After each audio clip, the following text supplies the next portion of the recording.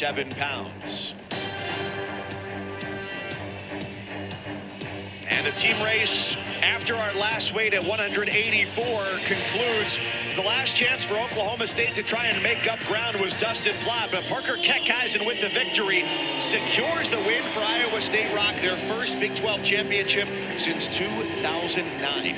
Well done. It's been some time working, and Kevin Dresser's done a great job. They wrestled with focused aggression, and they wrestled like they had a purpose, and they have proved that they're the best team in the Big 12 Conference. 197 pounds. There is still some placement up for grabs here as Missouri can leapfrog South Dakota State going from 4th to 3rd if Rocky Elam can get a win over Tanner Sloan. Beg your pardon, we said Zach earlier. It's Rocky Elam, the two brothers. Rocky here taking on Tanner Sloan, two-time conference champion, having done it in the Big 12, done it in the MAC. And he'll be going to Kansas City trying to be an All-American for a 4th straight year with the T-Mobile Center just 2 hours east of campus. And Tanner Sloan, Brock, it's been a really difficult road for him once he gets to the Big 12 finals. He has crushed the competition here with 2 pins, a 15-0 Tech fall. Last year came into the Big 12 finals against Elam on a 20-match winning streak, lost there. 2 years ago, lost to Stephen Buchanan in the Big 12 finals, and in 2020, lost to Noah Adams of West Virginia in the finals. 2021, he placed 6th. So trying to go out on top here. The senior from Alburnett, Iowa.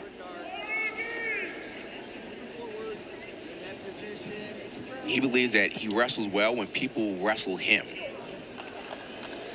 And people are going to be very patient wrestling against Sloan because he's very good on top. His hands are really large, so when he grabs your wrist to get wrist control, it's very difficult to get out. So many times when he gets the first takedown, it causes his opponent to be in a tough position because many times they'll be underneath.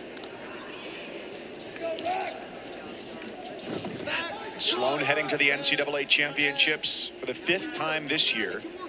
Prior to last year, had not reached the podium and reached the finals when he lost to Nino Bonacorsi of Pittsburgh.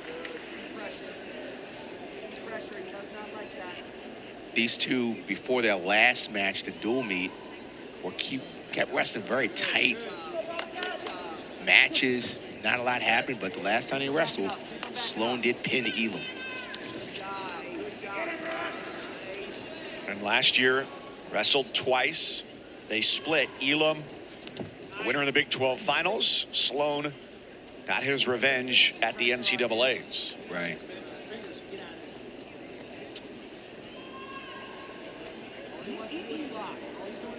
And when they last wrestled in a dual meet, as I said before, Sloan pinned Elam off a headlock. It was a shot by Elam, and Sloan did a headlock. And I asked Sloan, I said, how often do you throw headlocks? He said, that's my 2nd one in college. Saving some of the best for last.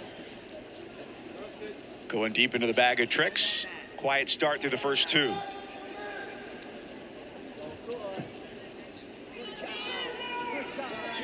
Elam's got to circle a bit. Elam has a good freestyle background.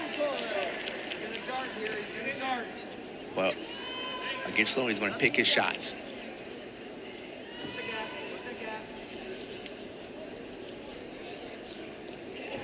This has been a weight class here in the Big 12 where nobody has sustained dominance as a repeat champion. We just saw at 84, Parker Keckeisen win his 4th straight. And the last 5 years in the Big 12, there have been 5 different champions at 197 pounds.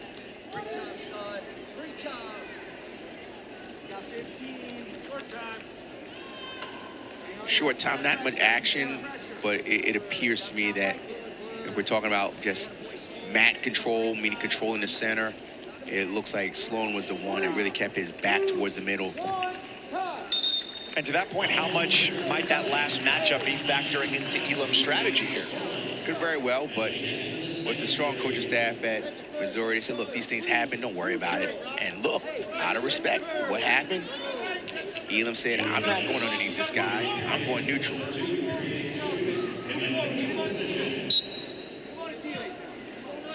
And I agree. He's one of the best top wrestlers, not just in the weight class, but in the country. So why go to someone's strength? And the Iowa State Big 12 team title as well puts an end to the more than decade-long streak by Missouri of conference team championships, from when they were first in the Big 12 to then about a decade in the Mid-American Conference, and then a return a couple of years ago to the Big 12. And if you look at Missouri, they have some strong recruiting classes that are coming in, so that they'll be always competing for Big 12 championship with great leadership like Coach Brian Smith.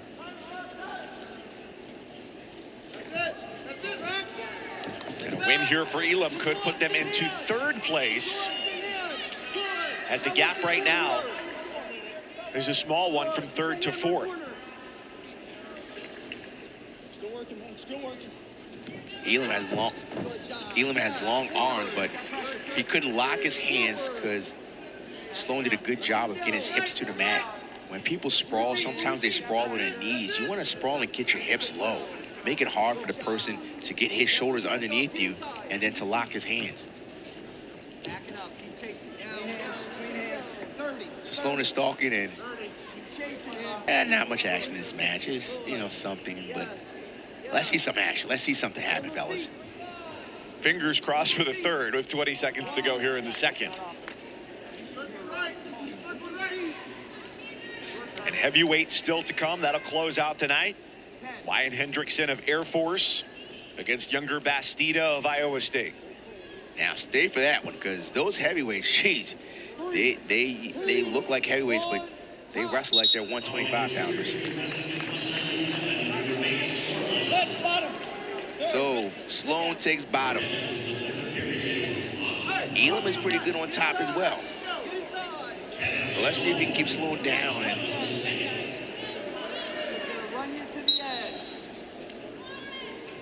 keeping pressure forward. Sloan doing a good job of getting to his feet.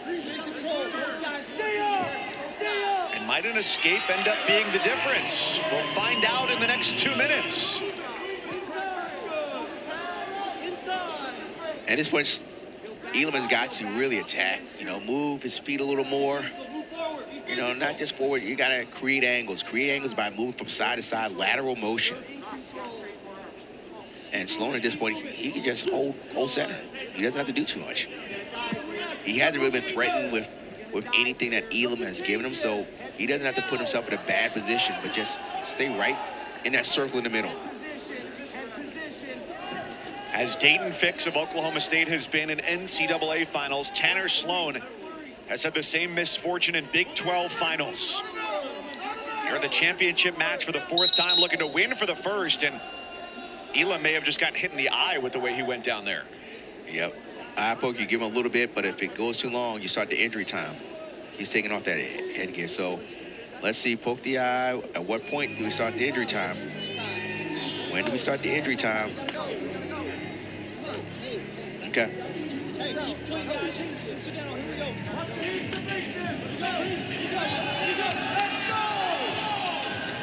Yeah, so that's the situation.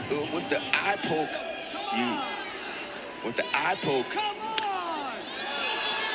there's something's got to happen here. With the eye poke, you give him a little time, but when you got to walk around and get yourself together, start the injury time. Elam knows the impetus is on him here.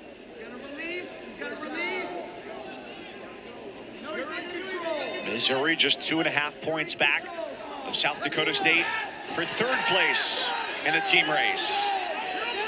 Sloan keeps his weight on top of Elam. And then there's the confidence to get in, but now it's a little too late.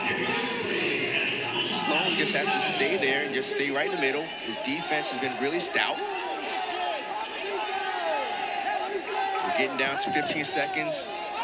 He's looking at the clock. At this point, this is where the stall starts to happen.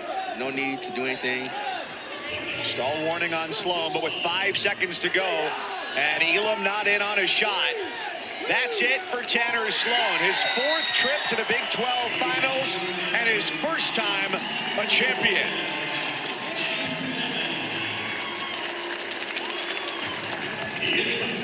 enjoyment, but also relief. You know, just kind of like a, finally. It doesn't stop here. Sloan knows what it feels like to be in the NCAA finals, but he wants to get there, but he has to go through this animal called Aaron Brooks.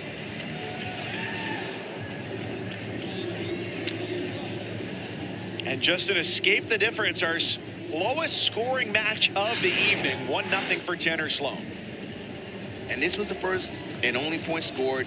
Isolate, get your hips away, and that was the only scoring throughout this match.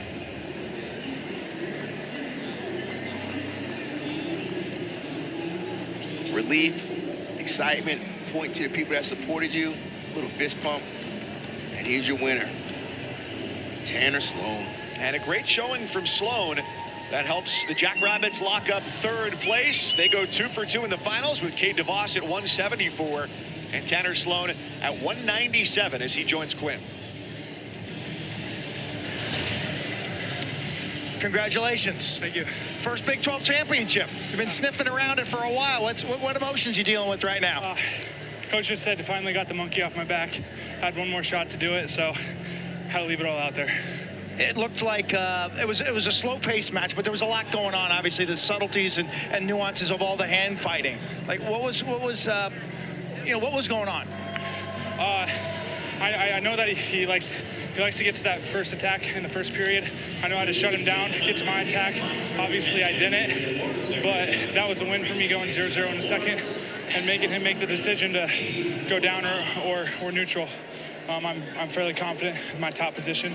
As you can tell, he didn't want to go there, but then I had a battle on my feet. You had a plan. Congratulations, you pulled it off. Thank you. Only heavyweight to go. Air Force's Wyatt Hendrickson has been the sport's most dominant.